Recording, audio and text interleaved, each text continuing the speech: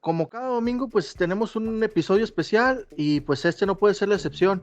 Y me acompaña mi amigo Rolando Gámez. ¿Qué tal, Rolando? ¿Cómo te encuentras? Todo bien, Héctor. ¿Y tú qué tal? ¿Cómo estás? Buenas tardes.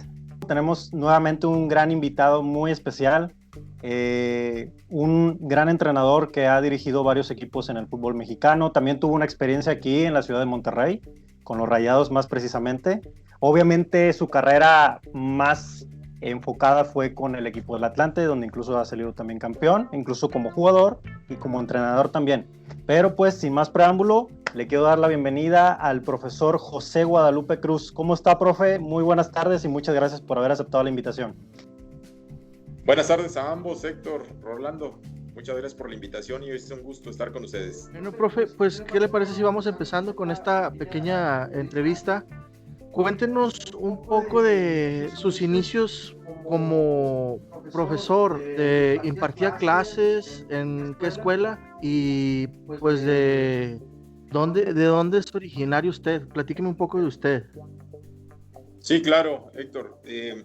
Yo soy originario de un pueblo en Michoacán que se llama Huetamo. Yo salí apenas terminar la secundaria de ahí. Soy el 11º.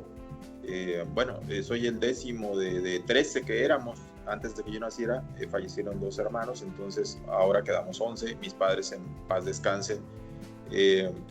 Pues son de provincia, entonces nosotros tenemos una educación pues un poquito chapada a la antigua, ¿verdad? Aunque con los cambios que hay en la actualidad, pues no te puedes quedar al margen de ellos, ¿no? Te tienes que adaptar lo antes posible. Así que nosotros, terminando la secundaria, optamos, los últimos 3 de los 11 que somos, optamos por irnos a la normal de maestros, porque en aquel entonces se podía de la secundaria dar el brinco a la normal de maestros y en 4 años poder ejercer ya como docente, es decir, con todos los beneficios que esto conlleva, tu título, tu base, tu quincena, tus prestaciones, todo eso, y sobre todo lo más importante por lo que nosotros buscamos esta profesión, pues ser una carga menos para nuestra madre. Mis padres los últimos años decidieron separarse y entonces los últimos 3 dependíamos realmente y al 100% de nuestra madre. Entonces pronto tener una profesión y un ingreso económico pues se volvió una prioridad. Así que para los 18 años apenas cumplidos o por cumplir, yo ya estaba en las aulas dando clases en Ciudad de México, una escuela, no recuerdo el nombre, la verdad, les voy a ser sincero, Héctor, porque está en la delegación Magdalena Contreras, pero era prácticamente la última allá por los cerros, donde estaban prácticamente las últimas clases, ¿no? Una escuela de nueva creación y jóvenes maestros recién egresados de la normal.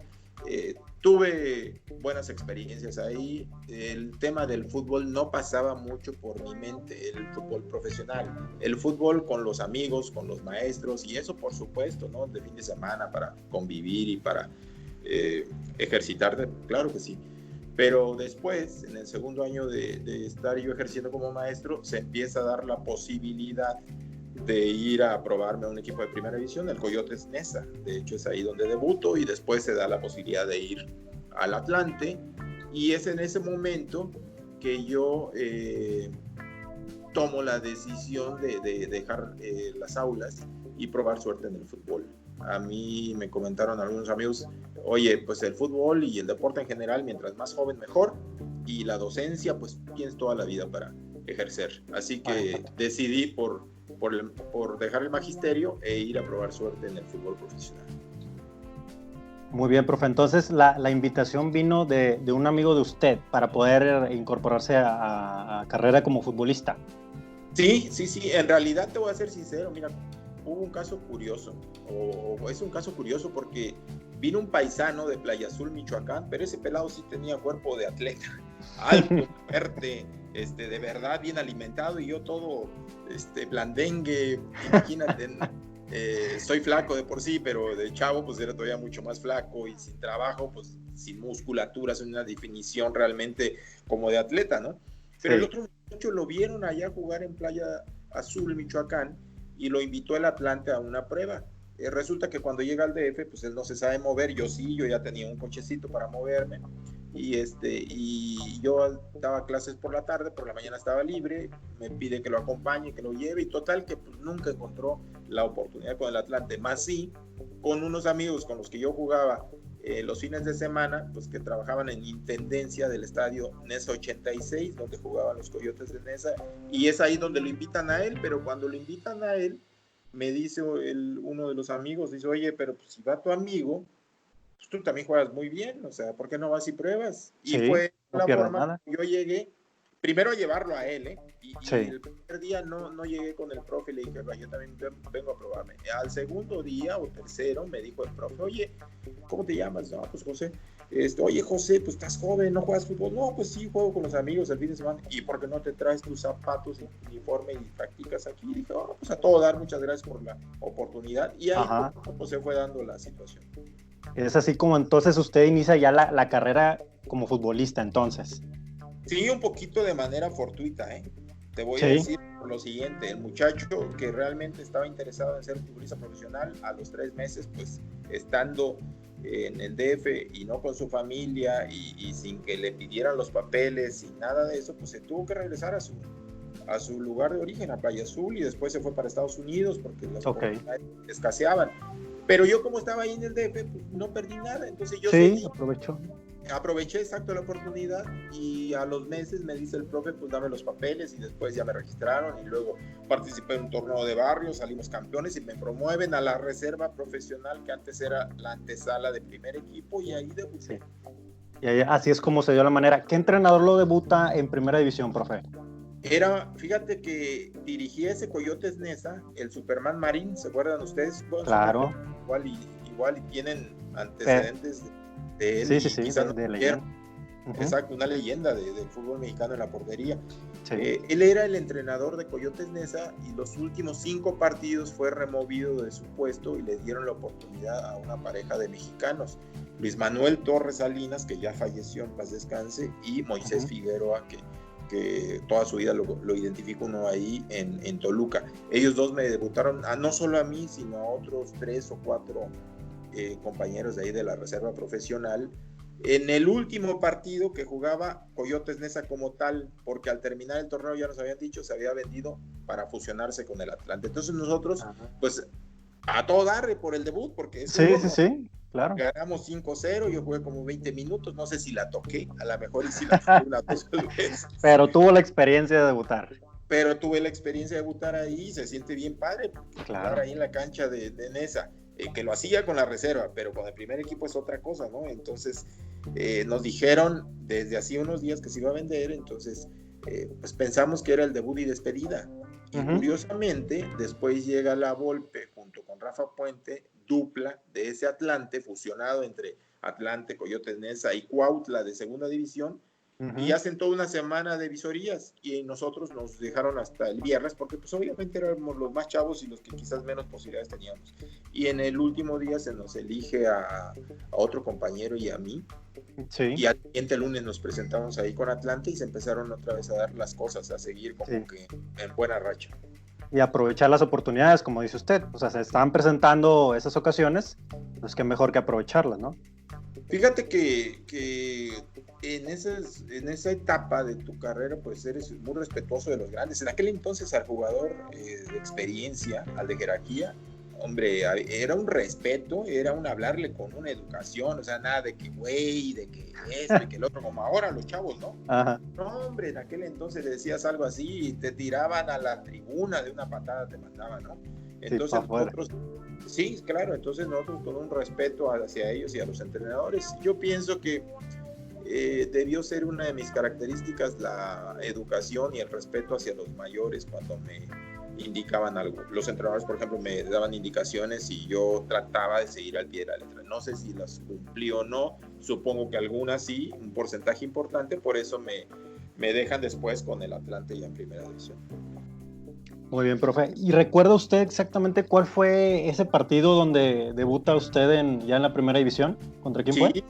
Fue ahí en el Estadio NES 86, temporada, si no me equivoco, 1987 u 88, creo que fue el 88.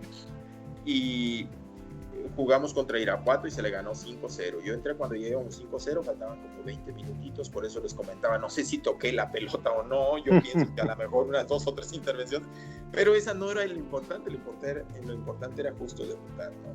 Exactamente. Un sentimiento un poquito agridulce, porque sí sabíamos que se iba a vender el equipo y que desaparecía Coyotes Mesa como tal, y entonces entendimos que las posibilidades para nosotros no eran muchas. Pero de todas maneras, pues como tienes esa pasión por el deporte, por el fútbol, pues tú sigues trabajando, ¿no? Sí, porque aparte ahí en ese entonces ya en reserva profesional nos becaban, no era un sueldo como tal, sino una beca, y pues obvio, te dan un poquito de dinero y estás ahí siendo considerado, eres debutado y eso, pues sí tienes la ilusión de seguir, pero también estaba preparado por si acaso no continuaba ya. Cuénteme un poquito del campeonato con el Atlante como jugador en el 93. Sí, La eliminatoria ante Rayados. sí, la final. Fíjate que mucha gente hace un par de meses atrás, sí, por ahí más o menos 2, 3, 4 meses atrás, fue un aniversario más del Atlante. Entonces, se recuerda mucho a esa camada de atlantistas, campeones del 93, porque la realidad es que éramos un equipo plagado de jóvenes, 3 o 4 mayores, el resto todos desconocidos, con deseos y ambición de ganar algo, sobre todo un reconocimiento, un campeonato, obvio también ganar dinero, ¿no? Pero yo pienso que el torneo que debimos haber salido campeón no debió ser el 93, sino el anterior, el 91-92. Ok. Que ustedes recuerdan, y yo creo que sí, porque ya les vi la cara de Rayados, entonces eso que ustedes deben acordarse muy bien. Tigre, profe, Tigre. ¿Eh? Tigre. ¿Quién es Tigre? Yo. ¿Quién es Tigre? Sí. Ah, bueno. Y Rayado. Yo sí sé de fútbol, profe. Yo sí sé de fútbol, Rayado. Los dos excelentes equipos. Oiga, entonces en la 91-92 somos líderes generales la mayor parte del torneo. En los cuartos de final nos toca el Cruz Azul y vamos y le metemos 3-1 en el Azteca, juego de ida, en el Azteca. Nos meten el 1-3 faltando como 2-3 minutos, pero nosotros dijimos, hombre, con presentarnos el domingo tranquilo en casa, pues, y ya pasamos a la semifinal. ¿Cuál es nuestra sorpresa? Que nos meten 4-2 y quedamos fuera por gol de visita. Entonces, todo el torneo extraordinario, mayormente líderes generales, consistentes, sólidos, jugando bien al fútbol, con números favorables, pues en los cuartos de final nos acabó. Fue una decepción tremenda. Y el siguiente torneo, 92-93, décimos generales irregulares, para arriba, para abajo, ganábamos, perdíamos así, como tobogán, ¿no? Sin embargo, la liguilla sí fue así, ascendente y sólida. Jugamos, recuerdo, contra Necaxa, contra León y finalmente contra Monterrey en la final. En ese sentido, me parece que por lo que hicimos en la liguilla fuimos merecedores del campeonato, solo por la liguilla. Pero si hubiéramos ido a merecimientos, pues por lo que habíamos hecho el torneo regular el año anterior, hubiéramos también merecido más el campeonato. Hubiera sido diferente. Entonces esa liguilla de la 92-93 es como usted comenta, ¿no? O sea, van en un plan ascendente que ya al final logran el campeonato ante Monterrey. Exacto. Es decir, si hoy estuviera ese Atlante participando y quedara décimo en la tabla general, no hubiera calificado. Antes se calificaba, era el 1 y el 2 de cada grupo. Sí. Entonces, por eso entramos. Es decir, seamos más concretos, había terceros lugares que tenían mayor cantidad de puntos que nosotros. Sí. ¿Me explico? Sí, entonces, era un torneo, dices, no es injusto, no, porque las reglas estaban establecidas desde antes de que iniciara el campeonato. No fue que en el campeonato ahí nos arreglaron para que nos favorecieran, no. Desde antes ya se sabía. Hoy no hubiéramos calificado en esa posición. Ajá, comparado, y fíjense lo que hemos platicado, se le da mucha bola, y está muy bien, a esa camada del 93. Y se le da mucho menos bola y menos importancia al campeón del sub-17 en Cancún, Quintana Roo, y hemos platicado con mucha gente las similitudes, las coincidencias que hay entre ambos. Me parece, no porque yo haya sido el técnico de ese equipo en Cancún, me parece que esto era mucho más meritorio ser campeón en una ciudad que no era futbolera, que no tenía un estadio. Si ustedes recuerdan el estadio de Andrés Quintana Roo en Cancún, ni siquiera era una cancha como de llano. Estaba pésima. No quería jugar el Tuca, que arrancamos ahí el primer partido contra ellos y cerramos la final contra ellos. Uh-huh. Creo que esas dos camadas han sido muy exitosas y como que se han replicado. Sí, así es, profe. Y en esa ocasión del campeonato que ustedes obtienen aquí en Monterrey, el director técnico pues obviamente era Ricardo Lavolpe. Sí. ¿Qué recuerdos y anécdotas tiene usted del profesor Lavolpe? No, pues Ricardo yo creo que tuvo, sin pensarlo demasiado, mucha influencia en todos nosotros. Por eso la mayoría de esa camada somos entrenadores. Inclusive en un principio que abrazamos la profesión y empezamos a tener nuestras primeras experiencias, se nos criticó porque se jugaba bonito, se jugaba bien, con espectáculo, pero no se ganaba nada. Uh-huh. Exacto. Y en cambio los de la supuesta, no escuela, sino la corriente, la puentista, no jugaba quizás muy vistoso, mucho espectáculo, pero efectivos, y ganaban torneos. Y a nosotros nos decían, bueno, y ustedes juegan muy bonito y lo que ustedes quieran, pero los lavolpistas no ganan nada. Y tenían razón. Poco a poco se revirtió esa situación y empezamos a ganar cosas. Yo pienso que la influencia de él fue muy importante porque trabaja muy bien, sabe mucho de fútbol. Como todo, habrá cosas que a mucha gente por ahí nos afectan o no compartimos, y entonces lo importante acá es con qué te quedas tú, con lo bueno o lo malo, con ambos. Y yo en lo personal me quedo con lo bueno, lo malo lo desecho porque no me sirve para nada. Cuando usted decide ya es retirarse del fútbol? Fue en la temporada, te voy a decir, 99. Sí, en la 99 eran ya los torneos cortos. Llega Mejía Barón al Atlante como en el 97, 98, por ahí así. Yo juego con él 3 torneos. Bueno, estoy con él más bien, porque jugar es decir, por cada torneo corto, realmente tuve un partido, uno por cada torneo, es decir, jugué 3 partidos, así, les pongo 3 partidos en esos 3 torneos que estuve con Mejía Barón cuando él fue técnico del Atlante. Entonces, yo ya tenía una operación de 2 hernias de discos lumbares, entonces me había mermado un poco lo físico. Intenté el siguiente torneo en Irapuato en primera A, pero me fue imposible con ya mi problema, empezaron a surgir los desgarres, y dije, bueno, pues ya no, se terminó pues. Justo antes de yo salir del Atlante, otros compañeros y un servidor, platicamos y decidimos, bueno, ¿qué vamos a hacer después de jugadores? En mi caso, mayor preocupación porque jugaba muy poco, los otros tenían más participación, y entonces coincidimos todos que queríamos ser entrenadores. La directiva del Atlante de ese entonces nos paga los cursos de entrenadores, así que cuando yo salgo del Atlante, ya todos los que habíamos decidido ser entrenadores teníamos el título, ya teníamos el papel, ya estábamos autorizados a dirigir en el momento que nos retiráramos.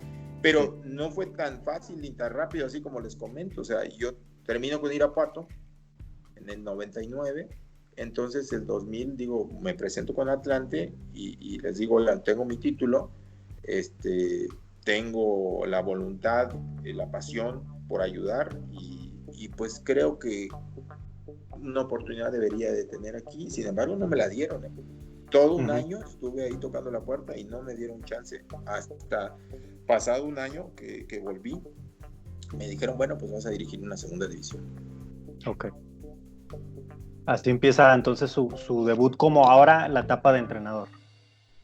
Sí, fue justo ahí, me dieron la oportunidad de dirigir. Había 2 segundas, una formativa, que eran los más jovencitos, y otra competitiva. Y yo me mandaron a la formativa, y en el lapso, ahí fue rápido, porque en el lapso de un año ya me estaban mandando a dirigir a Lobos WAP de primera A, que estaba con problemas de descenso. Lo logramos salvar del descenso en la última jornada, y después viene una etapa muy boyante, deportivamente hablando y financieramente creo que también, del grupo Pegaso, y ahí tienen a 2 equipos en primera división, que era el Atlante y el otro, me parece, si no me equivoco, que era el Irapuato, y tenían 4 primeras A, el Acapulco, el Zitácuaro, Oaxaca y Veracruz, y a mí me mandan al Zitácuaro, un equipo pues ahí en Michoacán que estuvo un año, yo estuve solo un semestre y las cosas me fueron bastante bien, pero salí,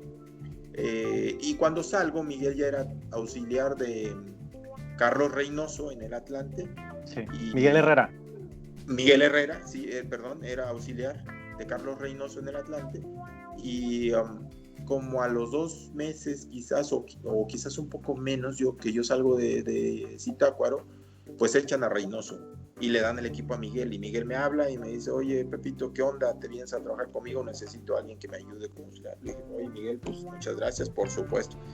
Ahí nos fuimos con Miguel y las cosas fueron bien complicadas porque el primer partido recuerdo que jugamos en León y nos dieron una trapeada, y pues te imaginarás, ¿no? Mexicano, y que te trapean el primer partido no es sencillo. Claro. Muchas críticas, muchas dudas, y obvio la gente quiere que su equipo gane, no que su equipo dé pena. O que lo goleen, sí, como dice. Exacto. Y segundo partido volvimos a perder, y bueno, para el tercero empezamos a equilibrar, ganamos ahí, empezó la línea ascendente, y después Miguel fue a caer ahí con ustedes en Monterrey, sí. Pues ahí se lo llevan a Rayados, y Miguel es el que me recomienda para quedarme con el Atlante. Sí, y ahí es donde entonces se le abre la puerta para dirigir en primera división al Atlante. Exacto. Ahora sí. Exacto, sí, por la partida de Miguel a Monterrey. Si Miguel no se hubiera ido a Monterrey, se hubiera quedado ahí, pues yo hubiera, en el caso que él me hubiera necesitado, seguido haciendo las veces de auxiliar. De auxiliar.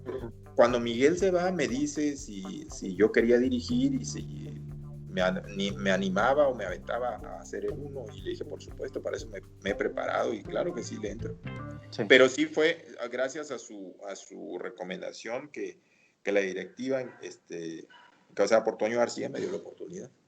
Muy bien, excelente, profe. Y ahora, ¿cuál fue el partido en el que usted debuta en primera división dirigiendo al Atlante? ¿Qué te parece si nos salvamos esa hoja? Porque está más cruel todavía. La saltamos. No, hay que decirlo porque es la realidad que es una anécdota. Anécdota bien fuerte. Resulta que último partido con Miguel de técnico, en una liguilla, nos toca justo contra Chivas en Guadalajara, y se arma el merequetengue y la bronca y todo, y nos echan como a 9 titulares. 9, los expulsan. Entonces, para el siguiente torneo, que Miguel ya estaba dirigiendo Monterrey, pero yo me iba a quedar debutando con el Atlante, no podía jugar las primeras 2 fechas, algunos de ellos, otros tardaron hasta 4, pero las primeras 2 no. Entonces me la tuve que jugar ahí con muchos chavos, y bueno, me tocan las Chivas. Justo me toca las Chivas, curiosamente, debut en el Estadio Jalisco. Y al minuto, te voy a decir, Vilar era uno de los expulsados y suspendidos, y entonces entró Rafael Eliguita Cuevas, que era el segundo portero, y el tercero era un muchacho, Alejandro Elizondo, muchachito jovencito. Entonces, como a los 2 minutos, antes de los 3 minutos, una jugada dentro de nuestra área, y le parten las cejas a nuestro arquero, que no podía seguir. Y que como dicen ustedes los chavos, pues, ¿y qué onda? O sea, no puede seguir, pues. ¿Cómo lo hacemos? Ajá. Claro, tienes al tercer arquero y no puedes poner uno de campo, así sea un jovencito, porque eso era un jovencito. Total, que pues te vas a la lógica. ¿Y cuál es la lógica? Pues cambio. Sale Rafael Eliguita Cuevas y pues entra Alejandro. Y nos metieron, para no hacerles el cuento largo, 7. Y eso porque se acabó. Si ha seguido, nos duplican la cantidad. 7-0. Ese fue mi debut. Ese fue su debut con el Atlante ante Chivas en primera división. Ante Chivas. Y si el debut con Miguel siendo técnico y yo su auxiliar había sido difícil, con 2 derrotas seguidas, pues en el mío, imagínense lo más. Sí, ahí les encargo, diría usted. Sí. Muy bien, profe. Pero como quiera, corríjame si a lo mejor estoy mal, en ese torneo debut que tiene con el Atlante, ¿lo califica la liguilla a los Potros? Sí, señor. curiosamente y contra todo pronóstico, superamos expectativas, porque después de arrancar con un 7-0 adverso y después nos toca Pumas y volvemos a perder, creo que perdimos 1-0, pero ya con otra, ya había recuperado al menos a 1 o a 2 titulares y dimos otra sensación. Ya para el tercer partido me parece que si no ganamos, empatamos, pero ya no perdimos. Entonces ya el equipo empezó a agarrar forma, recuperamos más titulares y entonces se empezó a ver otra vez algo más real del Atlante. Nos toca, por ejemplo, en ese torneo llegar hasta semifinal, lo calificamos en semifinal, nos echa Monterrey fuera, justo para que te pongas contento. Nos echa Monterrey, nos gana por gol. Miguel Herrera, supongo. Sí, nos habíamos enfrentado, faltando como 3 o 4 fechas para que terminara el torneo regular en el Estadio Azteca y le metimos 7 a Miguel. El Atlante le metió 7-0. Sí. Y entonces nosotros, creo que, empezando por mí, pecamos a lo mejor de que la historia se iba a repetir o que por inercia las cosas... iban a mantenerse igual a lo mejor. Sí, o no igual en goleada, pero con final feliz, o sea, ganando nosotros.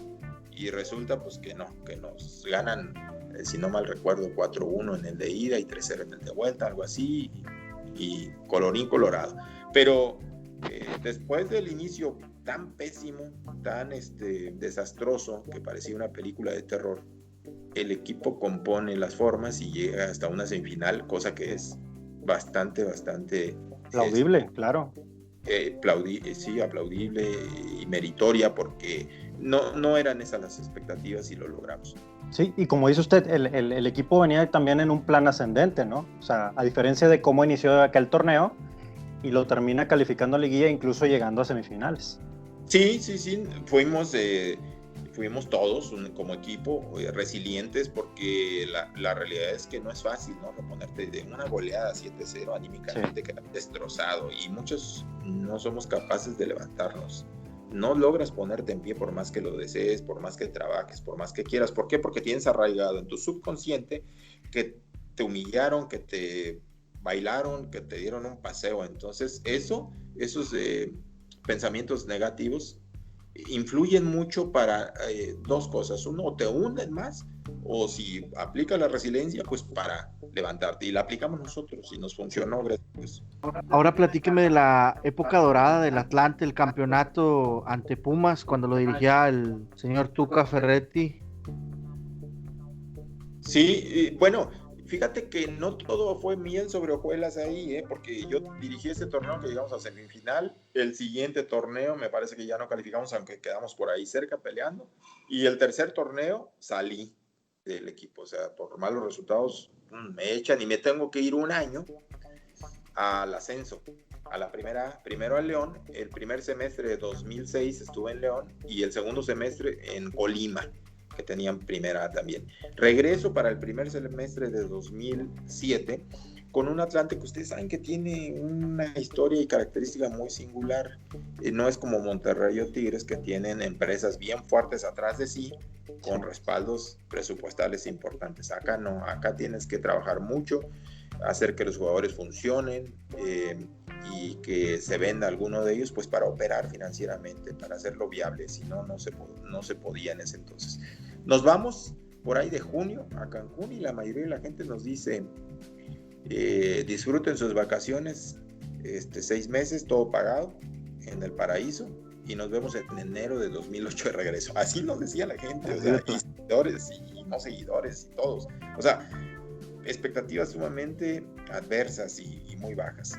Y después, cuando llegas a Cancún, Héctor, no es sencillo, porque no teníamos ni siquiera instalaciones donde entrenar. El estadio, como bien les comento, ustedes iban a una universidad, tenían mejores canchas, mejores vestidores, mejores instalaciones, mejor infraestructura, exacto. Es más, el Tuca en ese primer partido, siendo técnico el de Pumas, no quería entrenar, no por payaso, no, porque la cancha estaba en unas pésimas condiciones, con un riesgo altísimo para los jugadores, tanto los de Pumas como los de Atlante.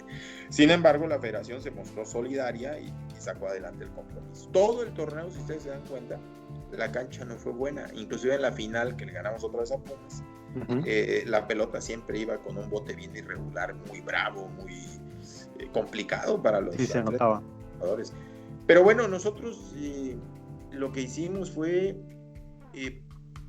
combinar, mezclar juventud y experiencia, y sobre todo jugadores que en otros equipos habían sido separados, cortados. ¿Por qué? Porque ya no había oportunidad para ellos. Recuerdo que al Gaby Pereira, por ejemplo, para ponerles un caso, pagaba el 50% de su sueldo al Cruz Azul, porque ya no entraba en sus planes, ya no lo tenían considerado, y el otro 50%, como no teníamos la nómina suficiente para pagarle el 100%, era 50 Cruz Azul, 50 Atlanta. De esa forma nos lo prestaron ahí.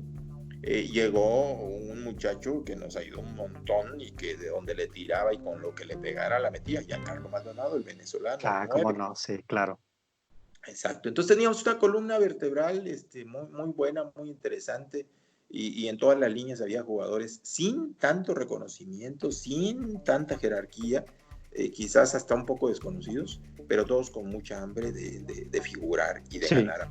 Entonces fuimos otra generación de resiliencia. ¿Por qué? Porque nos sobrepusimos. Había un lugar que ya no está más, se le llamaba La Roca. Era un vivero de pasto para los campos de golf de ahí de la Riviera Maya.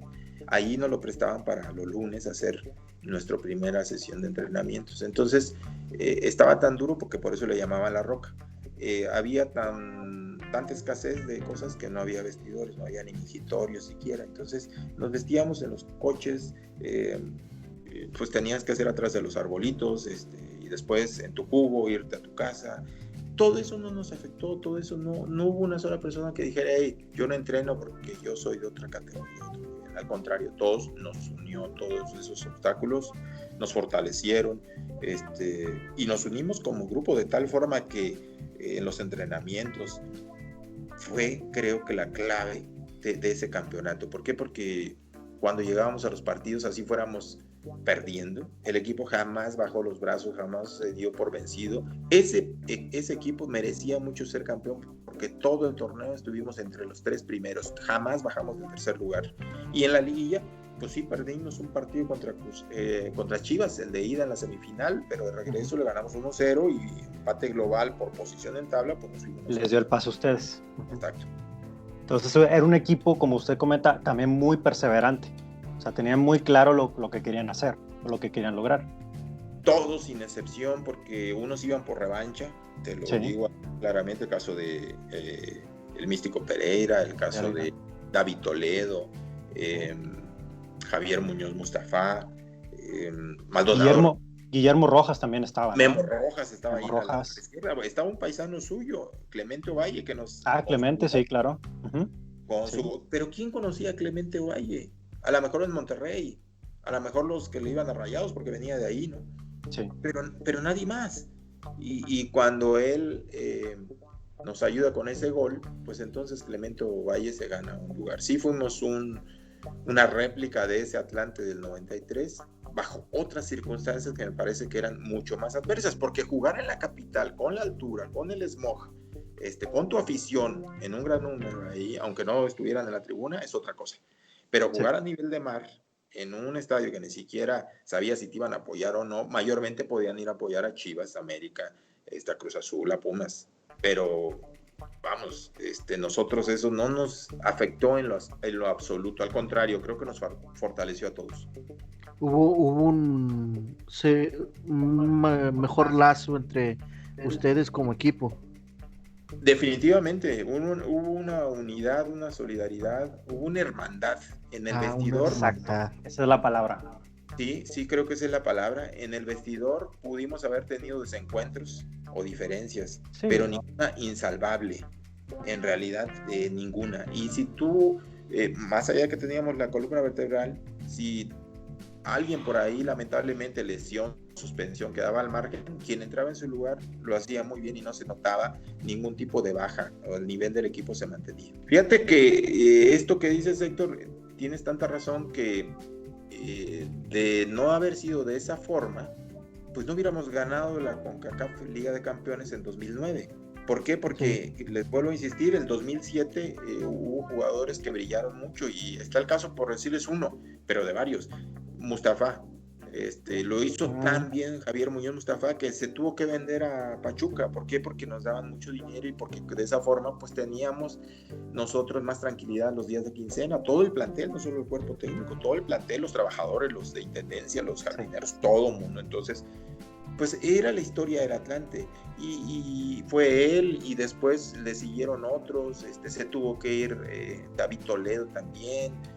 Otros jugadores que lo hicieron muy bien los tuvieron que vender. Digo, Vilar no se vendió porque era prácticamente icónico, era la figura del equipo y por eso el gran capitán no se vendió, pero de que hubo ofertas para él, obvio que hubo. Claro. El 2007 lo ganamos el título y luego en 2008 volvemos a la liguilla, ya no ganamos el título, no refrendamos el título, pero para 2009 volvemos con la CONCACAF. Y muchos dicen, la CONCACAF, qué copita, que no sé qué, pero en esa copita están solo campeones y subcampeones de México, de Centroamérica y de Norteamérica. Y les tienes que ganar a todos los que te pongan si quieres llegar ahí. Sí. Es decir, no es que Héctor se puso buena onda con el profe Cruz y le dijo, por dedazo, ¿sabes qué? Te vas a ir a Abu Dhabi al Mundial de Club. Pues no, o sea, acá tuvimos que dejar sudor y lágrimas en ocasiones en la cancha, en los vestuarios, y ser resilientes y ser otra vez solidarios y volver a trabajar como una hermandad. Profe, vamos al campeonato que usted comentaba de la Conca Champions, de aquel 2009. Ese trayecto, obviamente, me imagino que el haber sido campeones de liga fue el que le da el acceso a esa copa, ¿correcto? Exacto. Sí. Muy bien. Entonces, esa final se la ganan a Cruz Azul. ¿Cómo fue el camino antes para llegar a ese partido? Mira, cuando juegas aquí en México, pues sabes que vas a enfrentarte a rivales complicados, aficiones exigentes y que te van a presionar, pero que no te van a aventar piedras y monedas y te van a escupir y te van a apedrear el autobús y la llegada al estadio y la salida y todo eso. No va a haber algo así. Es decir, hay una presión normal dentro de que cada quien le va a su equipo y que quiere verlo en la siguiente fase. Pero cuando vas a Centroamérica, olvídense. Si ustedes han estado ahí, olvídense. Ahí, con mucho respeto a los hermanos centroamericanos, pero tratándose de fútbol, nos odian. Realmente nos odian. Es un ambiente hostil, me imagino. Pero hostil desde que bajas del avión hasta que te subes al avión de regreso. Sí, claro. Y para ellos, creo, es mi impresión, no sé si aún siga siendo de esa forma. Pienso que aún ganarle a los mexicanos, aunque no ganen el torneo, es como si lo hubieran ganado. Sí. Sobre todo los salvadoreños y los hondureños, hijos, son muy complicados esas aficiones porque de verdad es un triunfo para ellos. Tal cual. Sí, ganarle a un mexicano, pues recuerda hace poquito, ¿no? Si no me equivoco, el año pasado, que le ganan a Tigres por vez primera allá en Centroamérica. Sí. Casi que se hubieran ganado la copa. Pues aquí Tigre, ¿no? Llamado Héctor, él debe tener mejor dato, ¿verdad? Sí.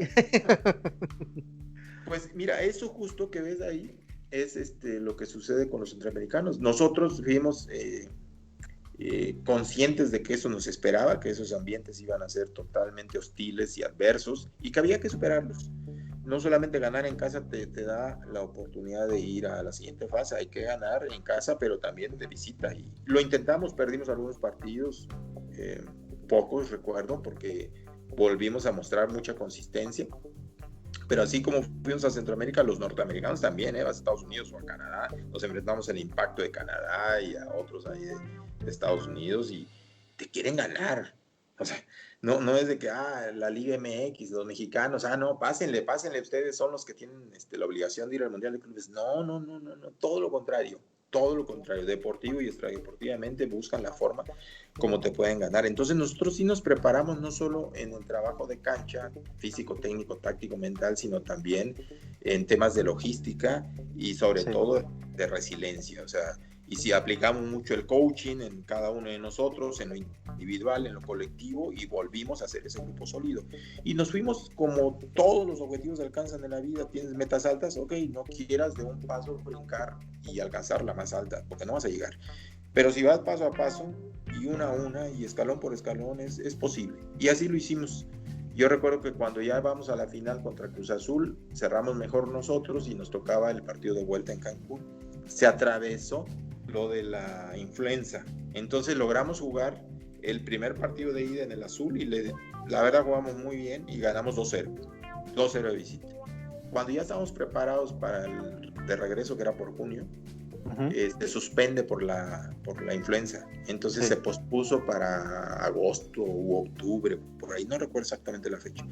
Pero el de regreso pues estaba prácticamente el partido definido, no fue un partido para nada brillante, espectacular, ni nada. Cruz Azul no arriesgó mucho y era el que estaba obligado, y nosotros sabíamos, conscientes de esa situación, fuimos un poquito conservadores porque una exposición a nivel mundial, pues no sabes si Dios te dé la oportunidad de repetirla más adelante, pero en ese momento sabíamos que esa final con un 2-0 de ventaja era nuestra y nadie nos la iba a sacar, y actuamos, jugamos muy inteligentes sin ser un partido espectacular de nuestra parte, pero tampoco de Cruz Azul.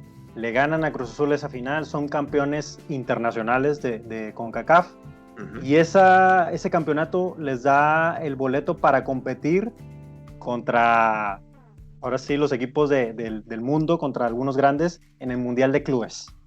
Sí, es verdad. Nosotros apenas ganarle a Cruz Azul empezamos a seguir. De hecho, ya el tema de la influenza no había sido a nivel mundial como es ahora el COVID. Sí. Entonces había otras confederaciones, creo que la asiática y la africana, que ya habían terminado sus torneos y ya sabíamos cuáles eran los posibles rivales. Total, que nos toca un africano y sabíamos que para el siguiente paso, pues, que era el campeón de la Champions, y el campeón pues era el todopoderoso Barcelona, que le faltaba ese torneo para llevarse los 6 que había disputado. Sí. Entonces nosotros, pues imagínate que te digan, a ver, ustedes dos, Rolando y Héctor, se van a enfrentar ahora contra el Liverpool, ahora como fue Monterrey, o se van a enfrentar contra el Real Madrid o contra el Barcelona, contra esos monstruos. Pues no me digan que no les ilusiona, que no se emocionan, que no quieren. Por supuesto, si esto es... Bueno, pues nosotros estábamos como niños con juguetes nuevos, pero conscientes de que pues nos habíamos sacado, como se dice en el argot popular, la rifa del tigre. En el caso, primero en el supuesto de ganarle al equipo africano, si no mal recuerdo, ese se llamó el Mazembe de África, al que le ganamos, me parece que 3-0, 3-1, por ahí así, y jugando bien aparte, pero pues sabíamos que el Barcelona estaba en otra galaxia, en otra dimensión.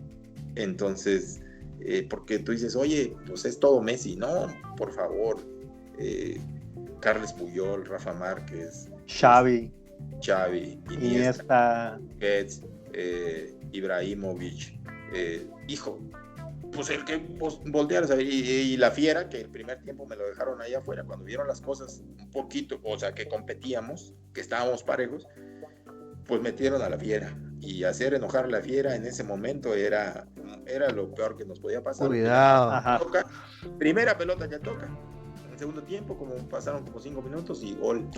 Era Messi, ese es Messi. Pero definitivamente por algún momento aún aquellos que no le iban al Atlante los hicimos disfrutar unos 20 minutos cuando nos pusimos al frente del marcador. Y claro, y se emocionaron y nos ilusionamos todos, allá y acá. Sí, y yo creo que sí, como dice usted, le metieron un sustito ahí al Barcelona, porque sí, el partido, como dice, lo empiezan ustedes ganando. Sí, y después, deja tú que solo lo fuimos ganando y dices, oye, pero después metieron el camión atrás. No, después tuvimos algunos otros chances. Hay una pelota después que nosotros los estudiamos muy bien y sabíamos que achicaban mucho hasta la media cancha.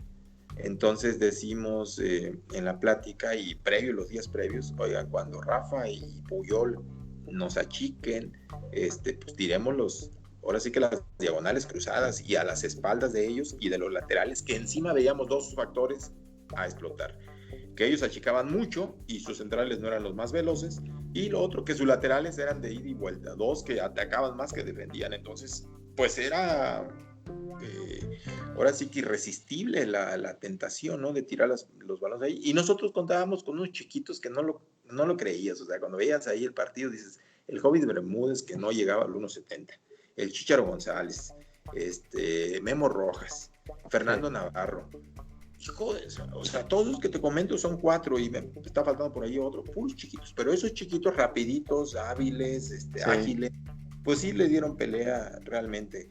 Cuando entra Messi, obvio, Messi es como cuando jugábamos en la primaria, no sé si ustedes todavía que están muy chavos, pero antes en la primaria decíamos el que jugaba mucho, ese vale por 2 o vale por 3. Sí, exacto. Así era Messi, ese era Messi. Ese era Messi. Profe, y en ese partido, ¿qué le comunicó usted a sus muchachos en el entretiempo?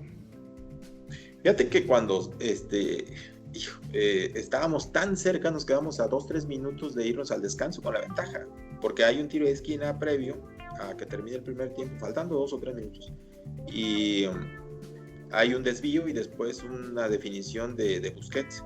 Sergio Busquets hace el 1-1, entonces nos vamos ahí, pero pues, oye, yo les soy sincero, ¿ustedes vieron ese partido? Sí, yo sí lo recuerdo. Sí lo recuerdo, no, pues están chavos, pero te puedo asegurar que ni el más recalcitrante atlantista hubiera pensado que íbamos a ir al descanso empatados. Es más, había muchos medios de comunicación. Yo no soy quien para juzgar si acertados o desacertados, si respetuosos o no respetuosos, si groseros o no. Pero ellos no ponían en tela de juicio el resultado, sino decían de 7 para arriba. Fíjense lo que nos llegaban a decir algunos. 7 para arriba, ¿cuánto le van a meter al Atlante? Van a ir a hacer el ridículo, el papelón. ¿A qué van? Sería mejor que ni se presentaran, de verdad. Y esas cosas, fíjate que es algo que nos caracterizó en ese ciclo que yo los dirigí ahí en Cancún de 2010 a 2013. Cerrar los oídos al entorno, sobre todo aquellas críticas como estas, que en qué nos podían favorecer o ayudar en lo absoluto. Yo creo que, perdón, profe, ¿sí? Yo creo que todos los equipos que van al Mundial de Clubes les hacen ese comentario, ¿no? ¿A qué vas a enfrentarte a un equipo de la Champions? Un equipo de la Copa Libertadores. Yo creo que ese le hacen a todos. Es posible, Héctor, pero por ejemplo hoy ves a Tigres y a Monterrey, o América, o en su momento quizás hasta el mismo Pachuca, que son los que más han ido, y les veía las nóminas o les ve las nóminas y dices, oye, pues estos están para, si no para ganarle al de Champions, al de la Libertadores, de la Libertadores, darles un susto y ganarles, como en algún momento ya Pachuca lo hizo en Copa Sudamericana, como en algún otro momento ya Cruz Azul ha estado instalado en una final de Libertadores. Yo creo que después de ver esta exhibición, que me parece en lo personal la más brillante que ha tenido un equipo mexicano en participaciones en Mundial de Clubes, como esta que fue de Rayados de Monterrey contra Liverpool, a mí me parece que es un claro ejemplo de que los mexicanos, los equipos en la Liga MX podemos. Monterrey nos ha dado el ejemplo, nos ha enseñado cómo, porque no estamos hablando de un equipo X, El Liverpool ha sido también últimamente un equipo que ha marcado época, que ha robado este año la Premier League y que el año pasado ganó, pero muy merecido y sobradamente merecido, la Champions League. Entonces, que Monterrey lo haya metido en su cancha, que le haya hecho el juego, ajá. El juego que le hizo. Monterrey estuvo muy muy cerca de haber ganado, y si hubiera ganado hubiera sido bastante meritorio, porque y no solo meritorio sino merecido, porque hizo todo lo posible para eso. Sí, también es mucho de creérsela, ¿no, profe? O sea, que el equipo se crea que pueden ganarle al de Europa, ¿no? También, o sea, tener esa confianza antes de... Sí, no debes ir solo con la ilusión y con el pensamiento de que es un sueño cumplido, ya me gane o me goleo, o me pasé, ya yo como quiera ya me vine acá a Abu Dhabi o a Japón o a Marruecos, a donde sea. Yo fui con los Rayados a Marruecos y tuve una sensación muy agridulce, porque aún jugando bien nos echa el Raja Casablanca, que era el equipo local, y entonces echas a perder todas las ilusiones, todas las esperanzas de pues prácticamente la mitad de Monterrey y a lo mejor la mitad de Nuevo León. Y entonces te das cuenta y magnificas, oye, no solo es jugar un partido de fútbol, no solo es un torneo, el último quizás del año calendario futbolístico, que no tiene importancia. para los aficionados realmente tiene una importancia increíble. Hoy, por ejemplo, vemos ahorita la Copa GNP por México y decimos, no, hombre, pues es una copita de pretemporada. Sí, señores, estoy de acuerdo.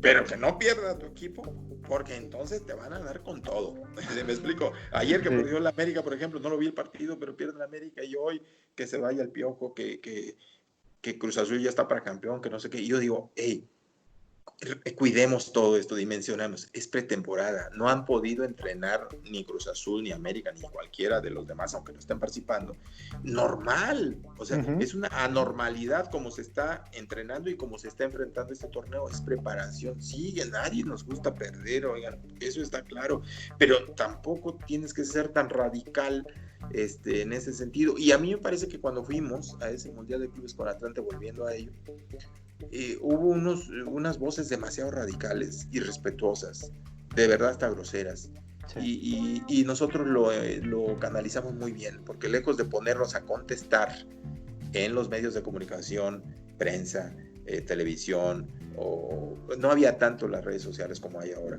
y contestarle a uno por uno los insultos o esa manera tan, híjole, tan adversa de llamarlos, tan irrespetuosa, nosotros nos dedicamos a trabajar calladitos, cerrando la boca y hablar en la cancha.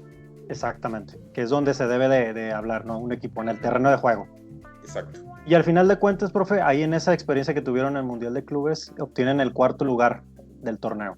Lamentablemente, fíjate, Rolando, Héctor, porque nosotros hicimos sin llegar al nivel de Monterrey, porque realmente hay que reconocer lo que hizo Monterrey para mi gusto.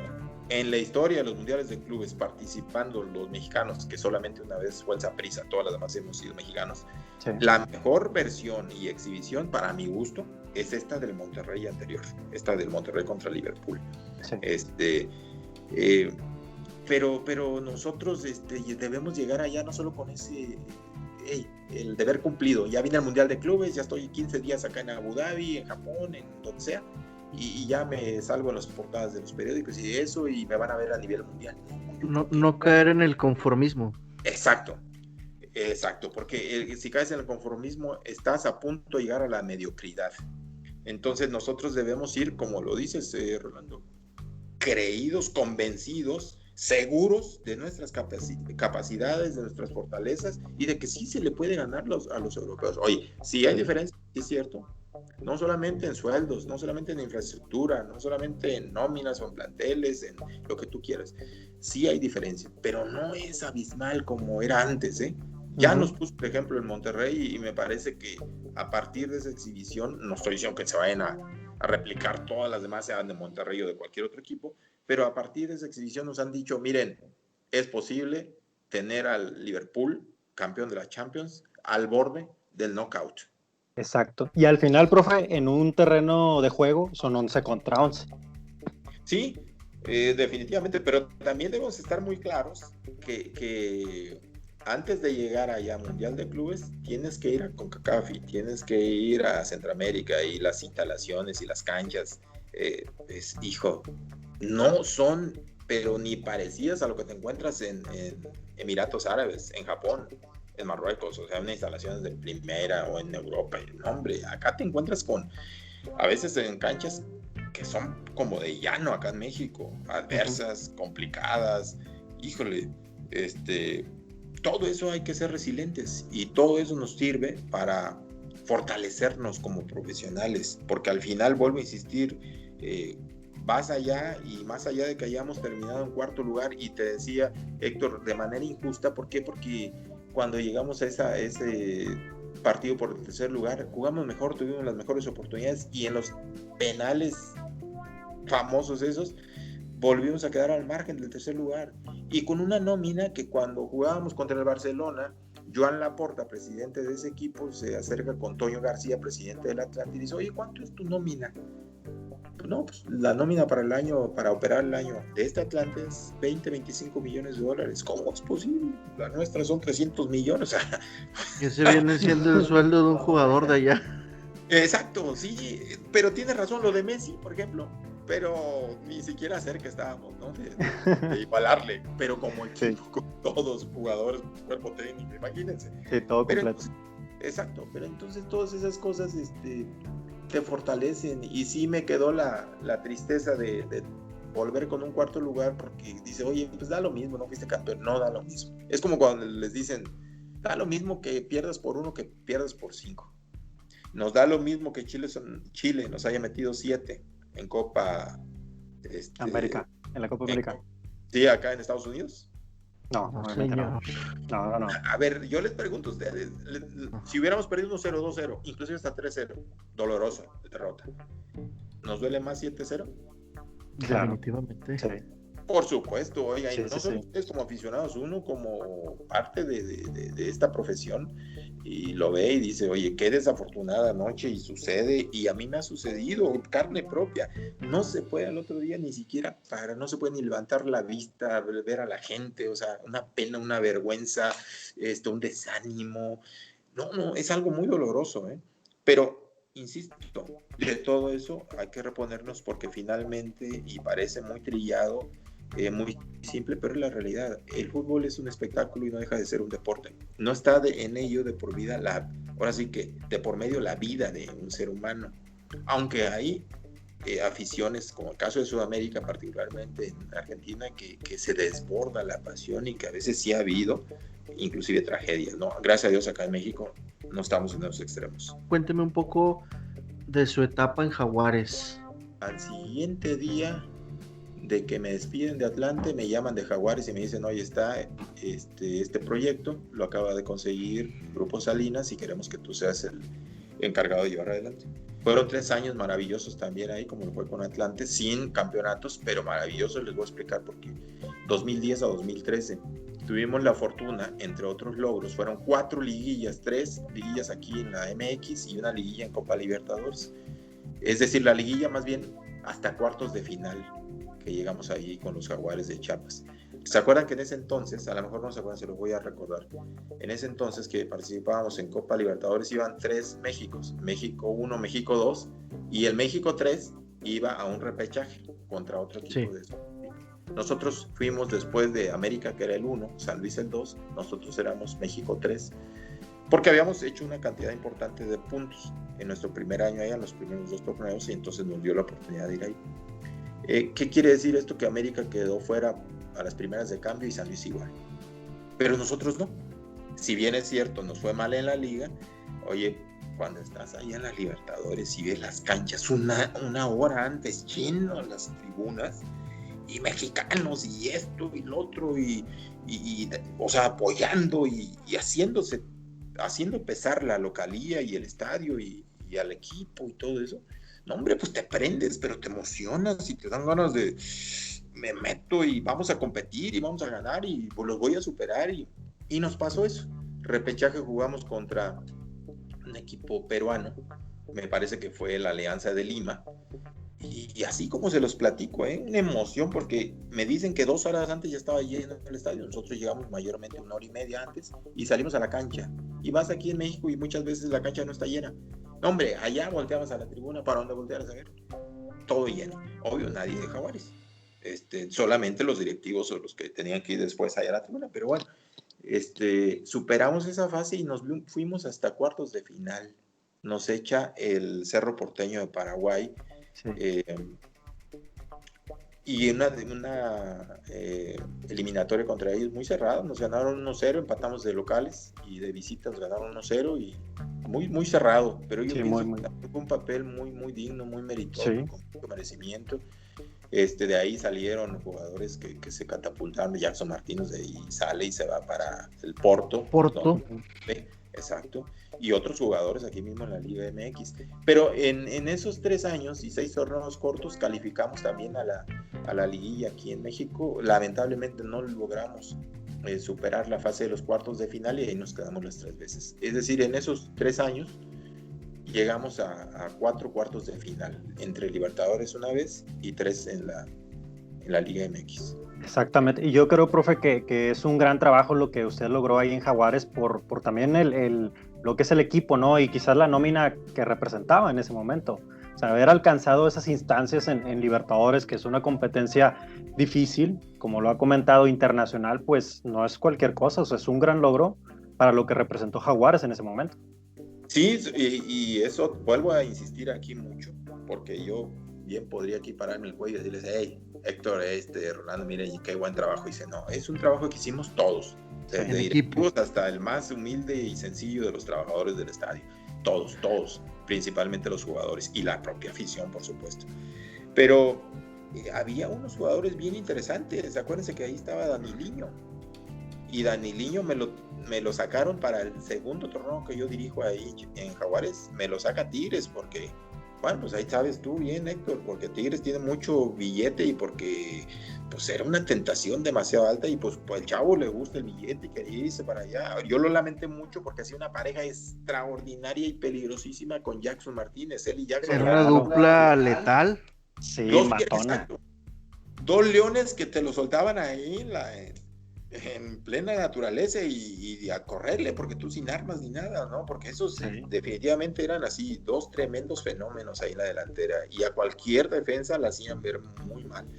Pero vamos, esto es parte de la profesión y sabes que va a haber movimientos y no le puedes cortar la posibilidad de crecimiento ni económico ni deportivo a ningún atleta. Entonces Daniliño se lo ganó, se lo mereció y se fue. Pero y después los que nos quedamos, yo creo que sí hicimos las cosas muy bien, porque así como Jackson se catapultó para Europa, pues otros también recuperaron su carrera y otros la solidificaron. Pasa su etapa con Jaguares y después lo busca ahora sí el Monterrey, ¿no? Sí, los Rayados. En el 2013 a mí me acababan de operar un tobillo y dije, pues salí de Jaguares, ¿saben por qué? Porque justo lo vende y se hace Querétaro. Vende la franquicia de Jaguares. Sí. Si no, hubiéramos quizás seguido un poquito más ahí. Pero, oye, uno dice Monterrey, por favor, escucha lo que es Monterrey y te dicen jugadores y gente que pasó por ahí. Y no lo pensé dos veces. Yo pienso que no estuve a la altura de las circunstancias, para serles bien sincero. Pienso que no me rodeé de un equipo de trabajo que me solventara o solidificara algunas cosas, que fui con lo justo y entonces debía haber sido más analítico y más a profundidad, comparar que Atlante y Jaguares, que ya había tenido experiencias muy positivas con ellos, no es lo mismo que Monterrey. Y sobre todo, ¿saben? Después de llegar a suplir al Rey Midas, la afición tiene una expectativa y tiene unos deseos y está acostumbrada a algo que yo no fui capaz de darles. Sí, reconozco que no aproveché la oportunidad, que cometí errores ahí desde, insisto, mi consolidación de un equipo de trabajo mucho más sólido, mucho más homogéneo, a la altura de esa institución. Pero ha sido un privilegio, la verdad, porque me han permitido, en base a no triunfar ahí, porque yo pienso que hay dos equipos que no hice las cosas bien. Uno es Monterrey y el siguiente, que me dieron solo como 6 partidos o 7, Morelia. Pero bueno, eso no tiene nada que ver. O sea, a mí no me dijeron te voy a dar 1, 2 o 3, no me obligaron. Yo acepté, ¿no? Pero esos dos equipos creo que las cosas no me fueron del todo bien. Los demás a mí me parece que hemos dejado una huella positiva. Pero de lo que rescato de Monterrey es que hubo gente como el Chupete Suazo, por ejemplo, que es una figura para Monterrey, para el fútbol mexicano, para el fútbol en América. Claro. Es un muchacho que conmigo realmente se portó como un profesional increíble. Yo tenía otra percepción y la verdad, cuando me despide Monterrey, el primero que me habla, no me mandó un mensaje. No me mandó decir un recado con alguien, no. El primero que me habla, toma el teléfono y me llama y lamenta mi salida, es el Chupete Suazo. Humberto Suazo, sí. Y profe, usted, como dice, sustituye al profesor Vucetich, y en ese momento usted sentía alguna cierta presión de sustituir al entrenador que tuvo la época dorada con el Monterrey. No, yo estaba consciente de quién era Vucetich y de lo que había logrado y dejado Vucetich. O sea, yo no llegué a competir contra Vucetich porque es imposible. O sea, si yo hubiera ido con esa mentalidad de yo compito y declaro, yo soy el nuevo Rey Midas y todo sin apenas haber ganado nada, pues estaría bien equivocado. No, yo me cerré un poquitito vamos, consciente de la situación, la dejé de lado y me enfoqué a trabajar, Rolando, nada más en lo que me corresponde, en lo que me concierne y tratar de darle lo que espera la gente en Monterrey, la espera de cualquier equipo, llámese San Luis, llámese Mazatlán, llámese como se llame el equipo, lo que esperan es ganar, sí, es dar la vuelta olímpica, es el trofeo, es el campeonato, es la medalla, es esa satisfacción por la que trabajan, ¿no? No todos lo van a lograr, hay uno solo que lo puede lograr. Yo estaba muy consciente de eso y desafortunadamente no lo logro, pero jamás me puse en un día, una semana, una concentración de decir, yo soy mejor que Vucetich. ¿Cómo va a ser mejor si no Vucetich le dio todo lo que tiene en Monterrey? O sea, si es un histórico, es un ícono ahí. ¿Cómo voy a poner a competir? Una pérdida de tiempo ponerme a competir contra él o compararme con él. Simple y sencillamente yo intenté seguir con éxito y trabajar con lo que me había dado, una metodología de trabajo que me había dado éxito y resultados en Jaguares, en Atlante, y no fue posible. Y ahora háblenos un poquito de lo que es uno de los partidos más importantes tanto para el Monterrey como para Tigres, el Clásico Regio. Usted tuvo experiencia jugando más bien dirigiendo este encuentro, entonces yo quería preguntarle, ¿qué es disputar o dirigir un Clásico Regio para usted? Me ha tocado la fortuna de dirigir el Clásico Regio y el Clásico Tapatío. Y la realidad es que ambos partidos son distintos. O sea, no hay ni comparación con el resto. Yo, cuando he dirigido a Monterrey o aquí al Atlas, jugar contra el América, pues siempre. Jugar contra Monterrey, contra Chivas, pues siempre. O sea, los dos equipos más populares, Cruz Azul, en fin, hombre, la expectativa es altísima y el rating y lo que tú quieras. Pero jugar el Clásico de Regio, no, hombre, es otra cosa. Yo pienso que está por encima, quizás, exceptuando el Clásico Nacional Chivas América, y no muy lejos, debe estar el Clásico Regio. O sea, paralizar una ciudad y quizás todo un estado para ver ese espectáculo, para ver esa confrontación. Inclusive hemos notado que el resultado puede afectar la productividad de toda una sociedad. El que pierde, pues obviamente ni siquiera tiene ganas de ir al trabajo al otro día, pero el que gana, feliz. No quiere ni mostrar la cara, bro. Para mí el Clásico Regio, insisto, yo lo pondría solo por debajo del Clásico Nacional y les voy a decir en dos cosas, en convocatoria. O sea, el número de aficionados que siguen al Nacional es más, pero por mucho, mucho más grande que el Regio. Pero por pasión, por cómo se vive previo, durante y post Clásico, yo creo que lo puedo poner en primer lugar. El Clásico Regio. El Clásico Regio. Sí, la verdad que vivirlo ahí, yo lo viví en carne propia y nadie me lo puede contar. Es otra cosa. No importa el torneo que juegues, lo disputamos en la Copa. En la Copa. Exacto. Donde ustedes eliminan a Tigres. Claro, nos habían toqueteado la pelota el primer tiempo y estaba bien feliz como está ahorita Héctor, así carcajeándose los Rayados, y de repente segundo tiempo hicimos una reacción muy buena entre fútbol, pero sobre todo más amor propio, más orgullo, y les empatamos y los dejamos fuera. Sí, que aquella vez fue en penales, ¿no, profe? Si mal no recuerdo. Sí, nos vamos después del empate a los penales y ahí tenía que quedarnos fuera y lo logramos nosotros. Así es. Entonces ese fue un gran recuerdo para nosotros, obviamente, profe. Hay que preguntarle a Héctor cómo se siente. Ya ni se acordaba, yo creo. No, él se acuerda de las buenas, de las malas no se acuerda. Claro. No, también. No, y les platico, si me permiten, también tener la fortuna de dirigir el Clásico Tapatío, también sientes, ¿no? Acá la afición de los dos equipos es muy exigente, pero la de los rojinegros todavía es mucho más. ¿Saben por qué? Porque hay una demanda,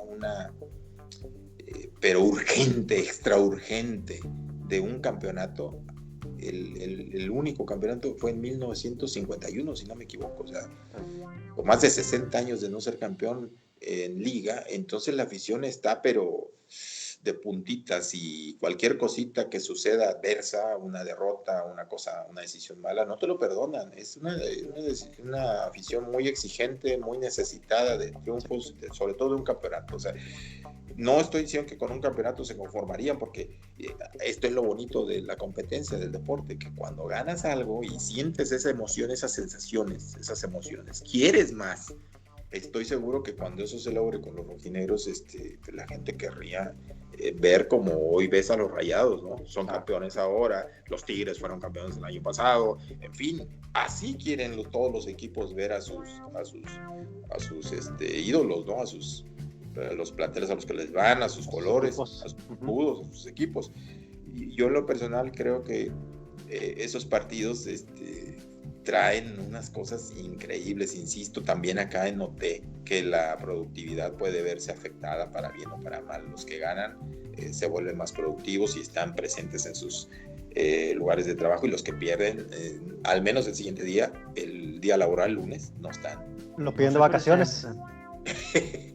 O se las toman nomás. O se las toman. Una de dos. Es que la carrilla es fuerte, la carrilla es muy... Sí. Profe, y ahora hábleme un poco de el campeón de Copa con Puebla. Se saben toda mi historia, ¿eh? Claro, profe. Se ve que estudiaron, ¿no? Sí. Aplicados. Sabíamos que íbamos a hablar con el profe de profes. Sí, dijimos, vamos a hablar con un profe, hay que estudiar. Hicieron bien. Si no, luego les pongo ahí una tareita. Una tarea, un examen. Fíjate que cuando yo salgo, Héctor, de acá de Rayados, la siguiente oportunidad que tengo es con Morelia. Y en Morelia había todavía los 5 extranjeros, nada más el cupo de 5 extranjeros.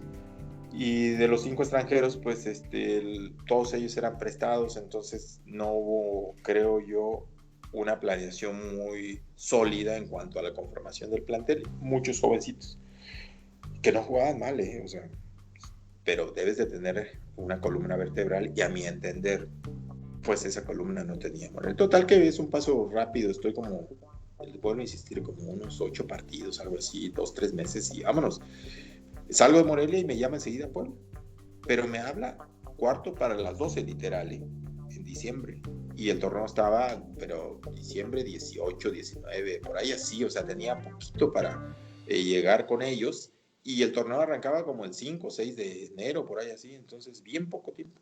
No hubo oportunidad de elegir, es decir, siquiera de levantar la mano y decir, oigan, sugiero, mi opinión, consideren, nada. El plantel ya definido, llegué yo solo ahí. Entonces, nosotros entendimos perfectamente que la meta más grande de ese Puebla pues iba a ser pelear por la permanencia, porque estaba en una situación porcentual complicada dentro de los últimos lugares, y que aparte íbamos a tener la participación de la Copa. Tener la Copa es bueno, muy bueno, sobre todo cuando la ganas, como fue en nuestro caso, ¿no? Es buenísimo, porque te da, evidentemente, pues te da jerarquía, ese es un hecho. A lo mejor muchos dicen, ay, la Copita de México no sirve, que no sé qué. Oigan, a mí denmela. Copita molera. Exacto, molera y lo que ustedes quieran, pero esa copita la ponemos ahí vitrina. En la vitrina, y la ve todo el mundo, y no todo el mundo la tiene. Aquel Correcto. Que la demosta y la descalifica, y yo creo que cuando no tiene otra oportunidad más que de jugar por ello, dice, bueno, sí la quiero, siempre sí es importante. Y cuando ya la tiene en su vitrina, oye, esto es lo que yo gane. Bueno, el hecho es que llegamos ahí, nos pusimos a trabajar con situaciones también bien claras. Permanencia, y la Copa MX no tenía ningún tipo de prioridad. Pero cuando trabajas en esos 2 torneos, pues evidentemente hay jugadores que luego no consideras en la liga, y entonces la Copa se vuelve una muy buena alternativa para mantener el ritmo de competencia, minutos de juego, competencia al interior del equipo, para ver los niveles por si alguien baja, porque si alguien es suspendido, porque si alguien se lesiona. Entonces fuimos paso a paso construyendo y reforzando las formas de jugar, y total que llegamos como, faltaban creo que 4 partidos para que terminara la liga, y pues nos metimos ahora sí que nos colamos como el aire, ¿verdad? Por las rendijas poco a poquito y sin hacer mucho ruido, porque no hicimos mucho ruido. Pero nos fuimos metidos en la copita, ahí como que calificamos primeros de grupo y eso nos permitió recibir en casa la final.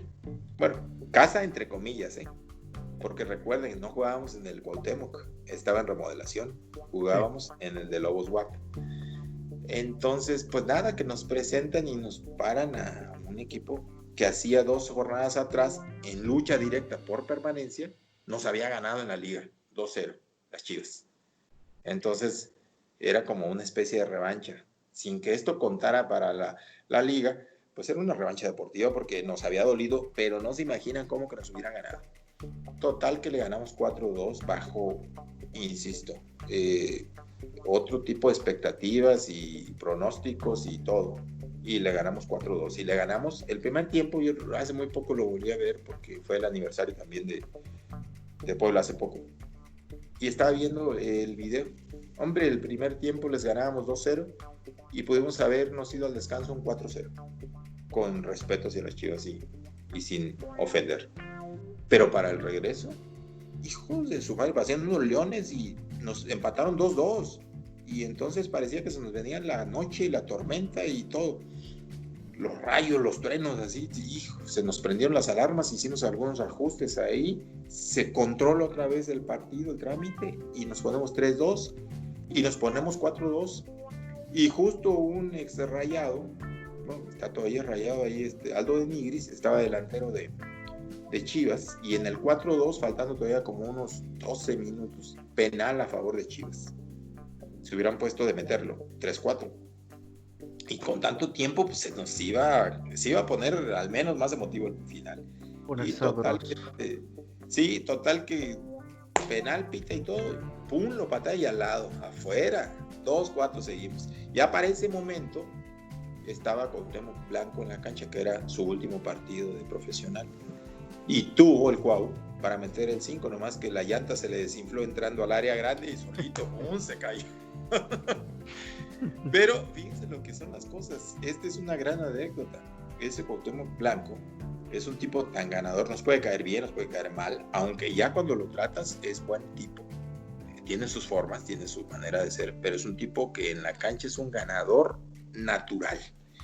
O sea, al que había que llamarle la atención, al que había que hablarle más fuerte, lo hacía sin ningún problema, como todo un líder. Una o 2 ocasiones le llegué a decir, oye, a ver, mira, estos chavos, Rolando y Héctor, pues están más chavos y todo, pues deja que ellos hagan 10 pasadas que está pidiendo el profe, tú haz 5, porque te quiero al 100 para... No, yo hago las mismas 10, quizás no al mismo ritmo de ellos, pero yo hago las 10 porque para eso estoy aquí. Así nos daba cada lección, imagínense. Después cuando ya termina el torneo, o sea, termina el partido y con la copa y en el vestidor y todo, el muchacho va y a cada uno de los integrantes del plantel nos da la mano, porque al otro día por la mañana asumía como alcalde de Cuernavaca. Así de esas. Así pasó esa historia de la copa. Ya para finalizar, quería ver si me permite hacer una dinámica así rapidita. Le voy a decir unas palabras y usted me las define, pues, para lo que piensa, ¿verdad? Ok. Campeón de la Liga MX.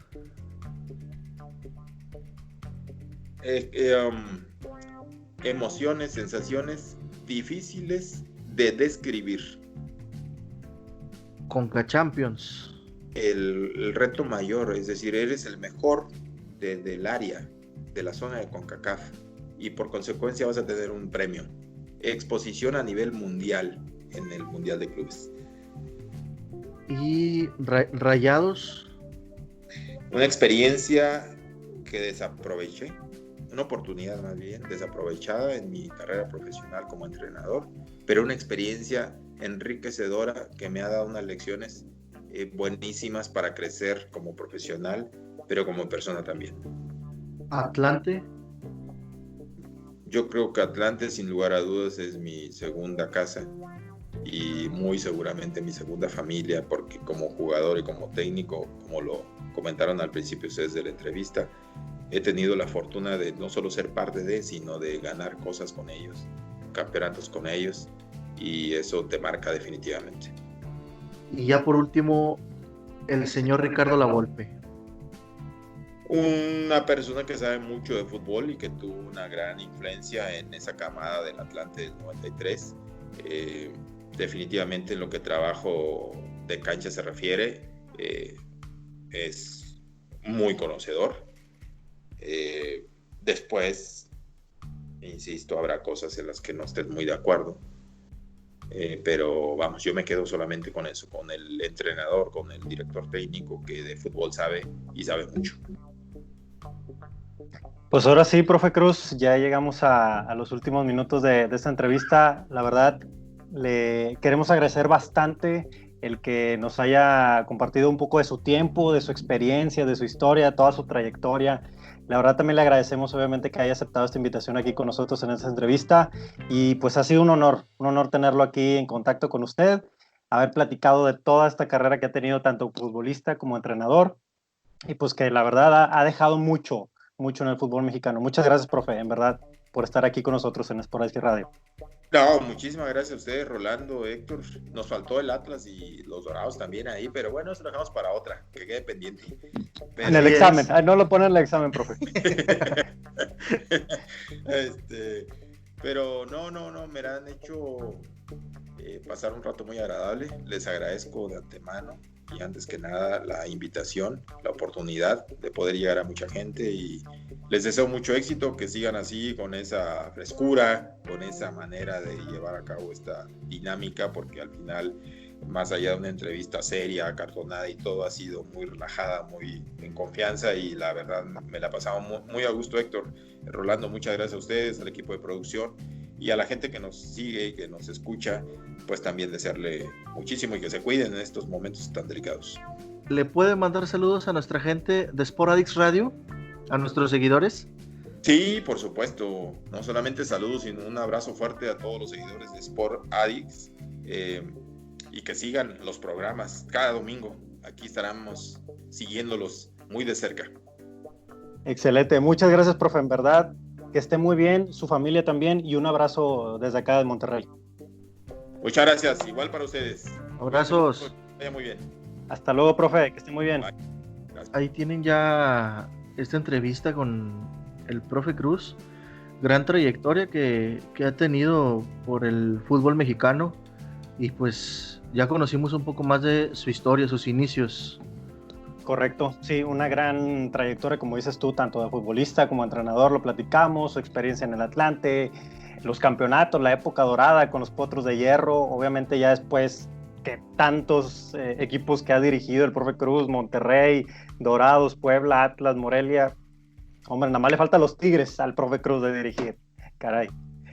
Pero bueno, esperemos que les haya gustado esta entrevista. Obviamente siempre les traemos lo mejor, con grandes invitados, con leyendas del fútbol mexicano, y sin olvidar que invitarles que nos sigan en nuestras redes sociales, que suscriban a nuestro canal de YouTube como Sporadix Radio, ahí para que tengan ahí la campanita de recibir todos los videos nuevos que tenemos para ustedes, y además de las redes sociales en Facebook y en Instagram como Sporadix Radio, y también nos pueden seguir en Twitter para más información de aquí de su canal favorito.